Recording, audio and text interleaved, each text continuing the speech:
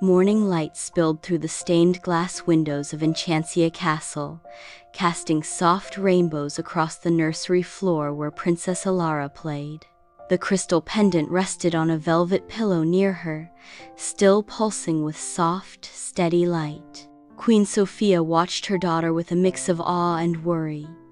The visions had grown stronger, the call of the Echo Gate more urgent. It was time. Preparations were complete.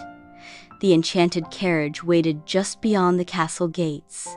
Cedric had reinforced it with shielding spells.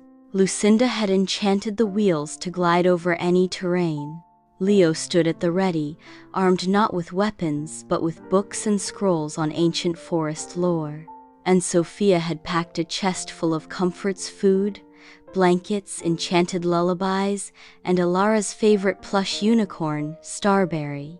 As the royal family boarded the carriage, the garden behind them shimmered with winter blossoms and glowing whisperwings. The nursemaid waved tearfully from the castle steps, and the gates of Enchanted creaked open.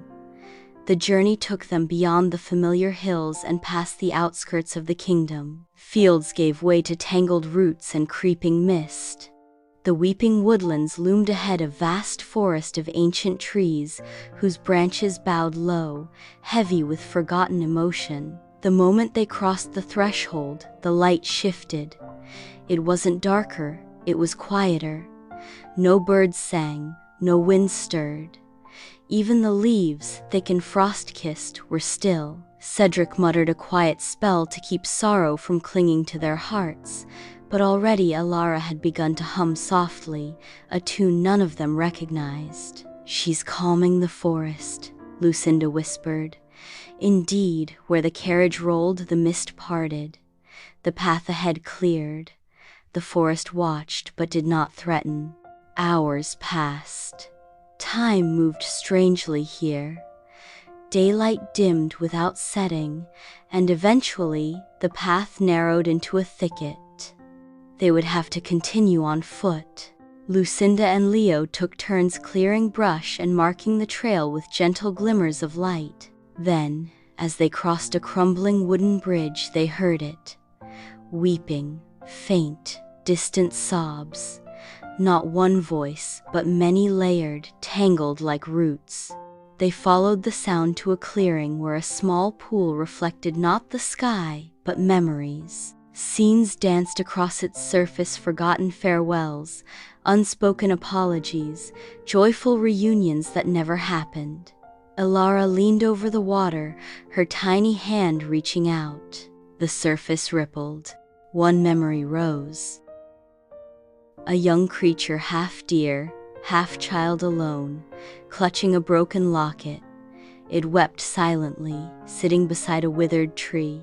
Elara touched the image. The weeping stopped. The creature in the vision looked up, heard her, then it faded. "The forest remembers everything," Leo murmured. "But it hasn't felt in ages." Lucinda nodded.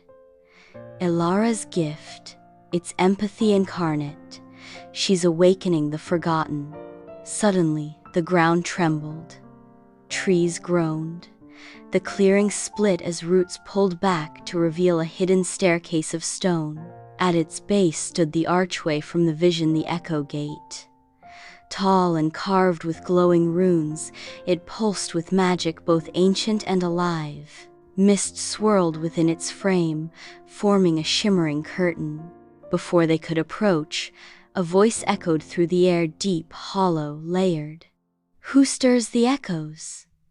Elara looked up, unafraid. The crystal around her neck flared, and the mist parted just enough to reveal a silhouette. A guardian, a creature of shadow and antler, its eyes glowing silver. It stepped forward, towering yet solemn. "She does," Sofia said, stepping protectively in front of her daughter. The guardian tilted its head. "The child bears the heart echo. She may pass." "But we're her family," Cedric said quickly. "We won't let her go alone." The guardian's voice deepened. "None may follow. The echo gate opens only to those who carry the unspoken within. The child is the key. She must choose. Elara reached for the gate. "No," Sofia said, panic rising. "She's just a baby. She doesn't understand." But Elara turned, her violet eyes wide with knowing. She held out her hand to her mother, not to say goodbye, but to share something.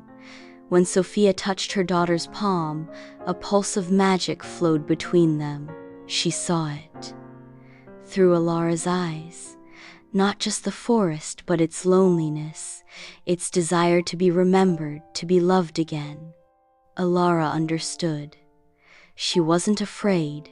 She was ready. With trembling breath, Sofia knelt and kissed her daughter's brow. "Come back to me." Elara smiled, hugged Starberry tight, and toddled through the gate. The moment she crossed, the runes glowed bright. The mist surged, and the gate vanished. Silence. Sofia clutched the pendant that no longer glowed. Cedric placed a hand on her shoulder. "She's where she needs to be." Inside the echo gate, Elara floated in a world of memory and light. Faces long forgotten turned to her. Creatures of sorrow and joy, trapped echoes of feelings unspoken. She touched them one by one, and their pain unraveled like thread.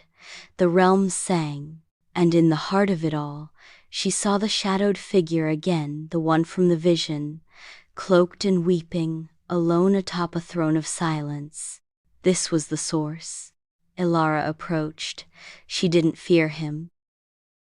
She held up her crystal, and from it, a lullaby spilled, the same one that had played in the garden, in the music room, in her heart since birth. The figure shuddered, turned, and beneath the shadow a face appeared. A prince, young, lost, forgotten by the world, locked away in this echo dimension. His sorrow had fed the forest silence for centuries, and now he wept. Real tears, soft, grateful. Elara reached out, touched his face. The echo gate pulsed once more. Back in the forest, the gate reformed. It opened. Sofia gasped and ran forward, and from the mist Elara stepped out. In her arms a silver flower glowing with memory. And as the stars blinked through the canopy, the royal family embraced, the forest alive once more. To be continued.